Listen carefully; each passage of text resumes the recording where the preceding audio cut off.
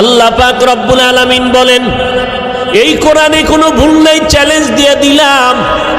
ও যুবক, আজকে তুমি মনে মনে ভাবতেছো টুপি মাথায় দিলে মাথা গরম, দাড়ি লম্বা করলে যৌবনের ভাব চলে যাবে।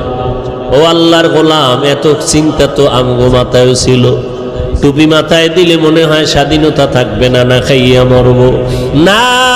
ও যুবক ভাই, আপনারা যারা নামাজ পড়েন না, দাড়ি রাখেন না, পর্দা করেন না, হালাল খান না, নবীর তরিকা মানেন না, আপনারাও 3 বেলা খান, আমরা কোরআনওয়ালারাও 3 বেলা খাই, নাকি না খাইয়া থাকি? আপনারাও ঘুমান, আমরাও ঘুমাই, আপনারাও ব্যবসা করেন, আমরাও ব্যবসা করি, আপনারাও চাকরি করেন, আমরাও চাকরি করি, আপনারাও দেশ বিদেশ সফর করেন, আমরাও। আমরা টুপি আর দাড়ির কারণে ঠগলাম কই?